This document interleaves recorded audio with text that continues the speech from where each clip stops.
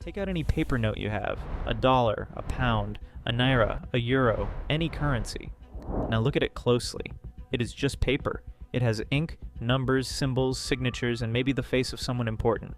But the strange thing is this. That paper can buy food. It can pay rent. It can clear debt. It can make people work for hours, months, or even years. And if the same paper loses public trust, it can become almost useless overnight. So what is actually inside the note? Nothing. The power is not inside the paper. The power is in the system that makes everyone obey it. And to understand that system, we need to follow one simple question. How did paper become money? Before we talk about paper, banks, debt, or inflation, we need to understand what money actually is. In school, we are told that money is a medium of exchange, a unit of account, and a store of value. That means money helps us buy things, measure prices, and save value for later. But the deeper truth is this. Money is not the value itself. Money is the agreement society uses to measure value. A phone can cost $500. A car can cost $100,000. A house can cost $500,000. But the money did not create the phone, the car, or the house. People did. Labor did. Time did. Materials did. Skill did. Money only gives all of that a number.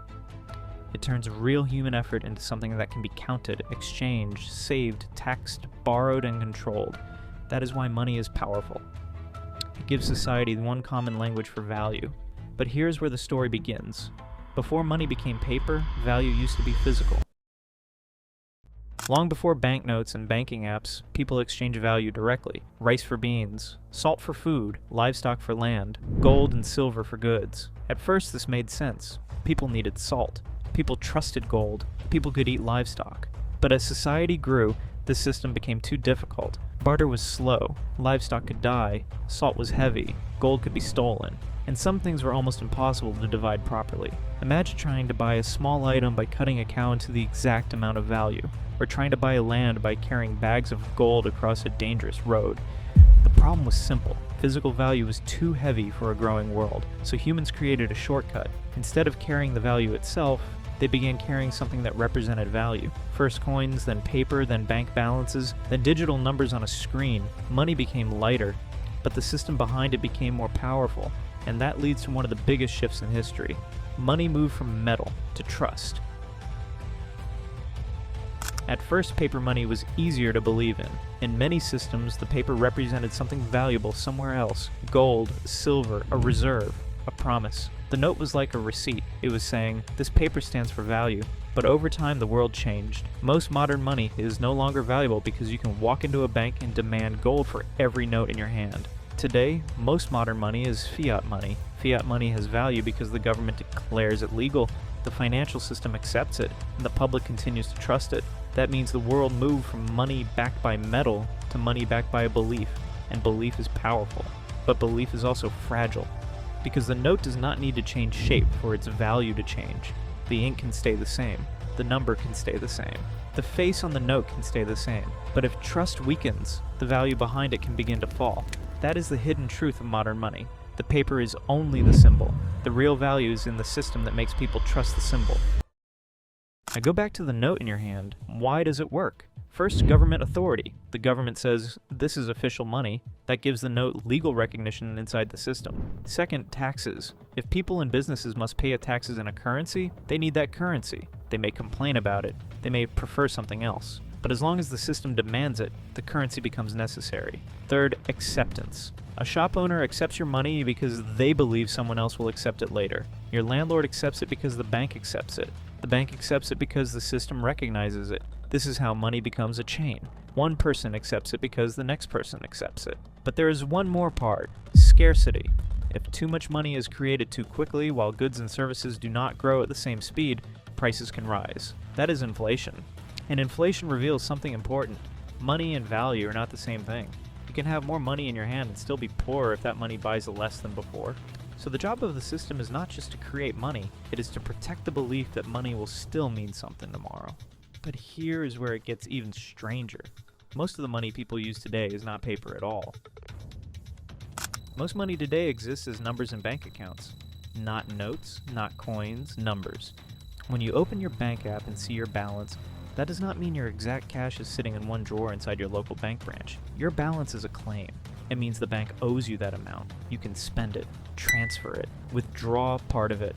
But modern banking is not built on every person's full balance sitting physically in the branch at the same time. Banks are not just storage houses. They are part of how money is created. Imagine a bank approves a $10,000 loan. The bank does not usually hand the borrower a bag of old cash.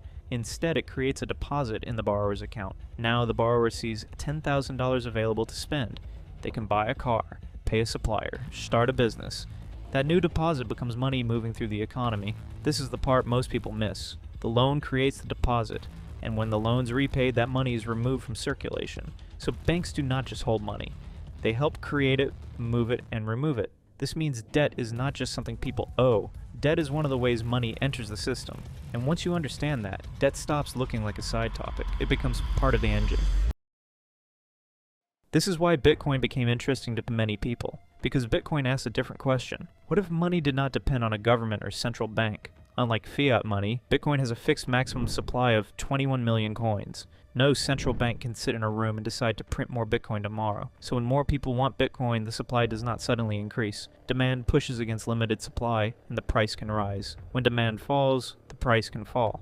This does not mean Bitcoin and government money are the same. They are very different systems. Fiat money depends on trust in governments, central banks, laws, and financial institutions. Bitcoin depends on trust in code, scarcity, miners, nodes, and the network. But both reveal the same deeper idea. Money only works when people believe someone else will accept it later. Whether it is paper, bank deposits, or digital coins, money is always asking one question: will this still be accepted tomorrow? Debt sounds negative, and sometimes it is. But in the modern economy, debt is also fuel. A family borrows to buy a home. A business borrows to expand. A student borrows to pay for education. A government borrows to build roads, hospitals, schools, and infrastructure. When credit flows, the economy moves. Businesses hire. Workers get paid. Projects get built. People spend. But credit becomes dangerous when it becomes too easy. If too many people borrow too much too quickly, prices can rise. Housing can become expensive. Assets can become overpriced. People can buy things not because they can truly afford them, but because credit makes them feel affordable. Then one day, the payments become too heavy. The bubble breaks, and the damage spreads. But the opposite is also dangerous. If credit becomes too tight, businesses stop expanding. People spend less. Loans dry up. Jobs disappear. So the system is always balancing two dangers. Too much money and credit can create inflation and bubbles. Too little money and credit can create recession and unemployment. That is why the people managing money do not need to control everyone directly. They only need to control the conditions around money. So who controls the conditions around money? Not one person, not one secret room, not one single bank. The system is controlled through rules, rates, taxes, spending, and policy. One of the biggest levers is interest rates. When central banks raise interest rates, borrowing becomes more expensive. People borrow less. Businesses slow down. Spending cools. Inflation can reduce. When central banks lower interest rates, borrowing becomes cheaper. People borrow more. Businesses invest. Spending increases. The economy can grow faster. Governments also influence the system through spending and taxation. When a government pays salaries, builds roads, funds schools, gives contracts, supports industries, or spends on public services, money enters the economy. When the government collects taxes, money moves back out of private hands. So the system is not only about printing money, it is about directing flow. Where money enters, where it leaves, who gets access, who borrows cheaply, who pays more, who gets squeezed. That is where control lives. Not in controlling every wallet directly, but in controlling the conditions around every wallet. Now imagine the system is pushed too far. If too much money is created too quickly while goods and services do not grow with it, prices rise. That is inflation. Your money still exists, but it buys less. At first it feels small. Bread becomes more expensive, fuel becomes more expensive, rent becomes more expensive. Then people start changing behavior. They rush to spend money because they fear it will lose more value later. In extreme cases, inflation becomes hyperinflation. Zimbabwe became one of the most famous examples. During its hyperinflation crisis, the country issued a $100 trillion banknote. The number looked huge, but the value behind it had collapsed. That is one of the most powerful lessons about money. The number can get bigger while the value gets smaller. But too little money is also dangerous. If money becomes too tight, businesses close, loans disappear, people lose jobs, and the economy slows down. So money is like water. Too much and it floods the system. Too little and the system dries up. That is why governments and central banks try to manage money carefully, even though they do not always get it right. Now zoom out. Every country has its own currency story, but no country is fully alone. Currencies are connected through imports, exports, oil, food, technology, debt, exchange rates, and global finance. If a country's currency weakens, imported goods become more expensive, fuel can become more expensive, food can become more expensive, medicine can become more expensive, phones, cars, machines, and raw materials can become more expensive. That means exchange rates are not just numbers traders watch on screens, they affect everyday life. But here's something many people misunderstand. The strongest currency by exchange rate is not always the most powerful currency in the world. Some currencies, like the Kuwaiti dinar, Bahraini dinar, and Omani rial, are among the highest valued currencies by exchange rate.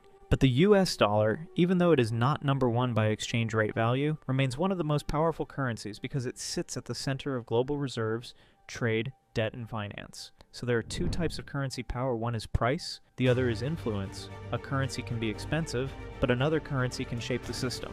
That is why money is not just national, money is global. So after following this note through the system, what is money really? It is not just paper. It is not just coins. It is not just numbers in your bank app. Money is a system, a trust system, a banking system, a debt system, a tax system, a policy system, a control system. The paper is only the symbol. The real power is the structure behind it. The government gives it authority. Taxes create demand for it. Banks expand it through credit. Central banks try to protect its stability. Businesses accept it. Workers chase it. And the world gives it power by using it. That is why money is powerful. Not because it is naturally valuable, but because human beings keep agreeing to give it value. And once you understand that, you stop seeing money as just cash. You start seeing the machine behind it, a machine that decides how value moves, who gets access, who gets squeezed, who gets protected, and who gets left behind. Because the real question is not, why does paper have value? The real question is, who controls the system that decides what value is?